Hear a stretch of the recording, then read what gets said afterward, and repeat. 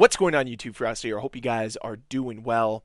Season 3 Reloaded of MW3 is here, and there is a ton of new content that we have to talk about, some changes, as well as some stuff the data miners found. But before we get there, we have to talk about how this update launched. As of course is tradition, there were problems. Now, these problems were mostly just on PS5, where players were met with a dev error 5433. Which did not allow them to play the game. The only thing with this was that there was an easy fix found early on. And that was this.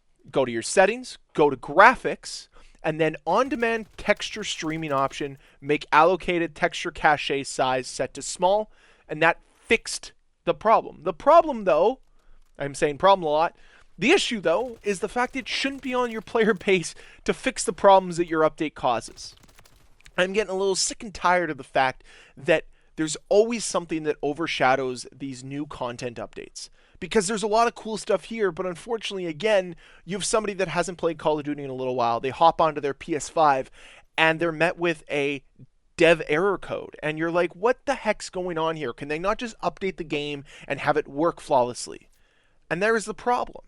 There's also a problem in Warzone where auto tac sprint will interrupt attempts to reload a weapon. So you can't reload your weapon while you're running, which is one of the many features that Call of Duty's had for a few years now. So that's frustrating the player base as well. And I again ask you, how do these types of things not get picked up during quality assurance? You know that this was the date. How do you ensure that there isn't problems, or at least mitigate them so they don't affect so many people? I can understand a small bug here, a small issue there.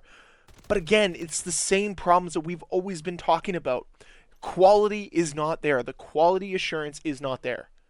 The quantity of stuff is there. We've had the most post-launch content we've ever seen in a Call of Duty game, especially in the Warzone era.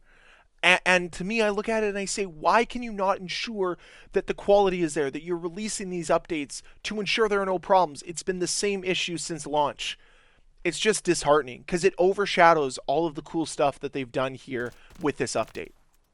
And that's what I want to focus on now. For the rest of this video, I am not going to rant about the negatives. I want to focus solely on the positives and some of the cool stuff that is coming to MW3. First and foremost, I want to focus on the Bal-27 coming back to Call of Duty.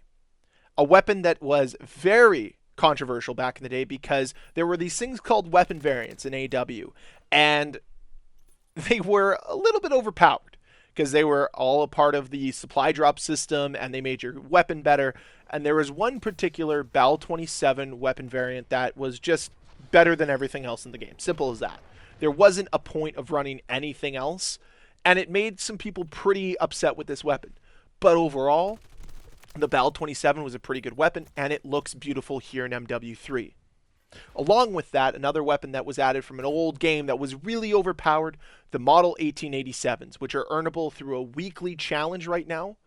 And man, nothing brings me back quite like the Model 1887s because that was back when Modern Warfare 2 was really fresh in 2009.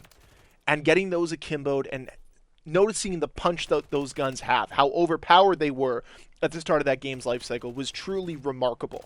And to have them back here is pretty cool for me as well. So I will be hopping in the game to get them because, well, it's a little nostalgic for me. And speaking of nostalgia, one of the cool things that data miners have found is that there's going to be some weapons from old Call of Duty games making their way back to Modern Warfare 3. The Kar 98K, the Spaz 12, as well as the STG 44. And man, I love the STG 44 in World War II, and I am looking forward to getting that gun back. Honestly, I might play the game just to get that gun, just to see how it plays, just to remind me of how great World War II was for me at times. That game had its problems, it had its issues with content, but there was something special about the STG, especially on our Denny's Forest. Oh man, brings me back. Anyways, that's really cool. And data miners found more. They found references to Frank Woods from the Black Ops franchise, and there could be hints that he's going to be coming in to Season 6 for part of the pre-order for the next Black Ops game. That's cool. There's also a potential Fallout crossover coming. I mean, I'm telling you, this update had a lot of cool stuff. And yeah, like, A Fallout crossover, stuff to hint at the next Call of Duty game, I'm all in. What else did this update have? Well, they gave us the Call of Duty 2024 reward blueprint, and everyone is now calling that Black Ops 2024 will be called Black Ops 6 because there's 6 tallies on the weapon for the weapon blueprint. I'll put that up on screen. Kind of makes sense, if I'm going to be honest. Makes sense, because Black Ops 5 was Black Ops Cold War, so Black Ops 6 would naturally be the next progression in Call of Duty. So I'm all for it. Hopefully that's what we're going to get. And the last thing I want to focus on here as this video comes to a close is the massive changes to the perk systems in MW3. And I really want to highlight this because this is the developers finally doing something to change up the game a little. Because I will be honest, game can feel stale when it starts to now. We're kind of at that time where people are putting the game down, they're going outside, they're doing other things. But changing the game up, making it feel fresh is really important. So let's go over the new changes to the perks. Climbing boots. Remove this perk and applied its effects to all players by default. Increase climbing and mantling speed and reducing fall damage. Okay, I'm all for that. But in its place, they added the all-terrain boots, which replaces the climbing boots, and it significantly increases movement speed but disables tactical sprint. Sounds like marathon lightweight from the old Call of Duty games. Something I could be interested in trying because tactical sprint affects your sprint in and out times. All-terrain boots might not affect those as severely. Other things they've done. Running sneakers. Improve sprint to fire while using tactical sprint by 25%. Stalker boots. Increased strafe speed is now omnidirectional rather than lateral. Adding walking smoothness benefit. Decreasing the bounciness of the reticle while aiming down sight. Commando gloves. Improve sprint to fire speed by 10%. Added the ability to cancel a reload by using tactical sprint. And lastly, assault gloves. Improves hip fire spread by 15%. All of this, guys, adds a little bit of a caveat to the game. Yes, they're not massive changes. Yes, they're not crazy overhauls. But at the end of the day, it's something a little bit different. See what happens. I'm all for these types of tunings. I'm all for trying different things out.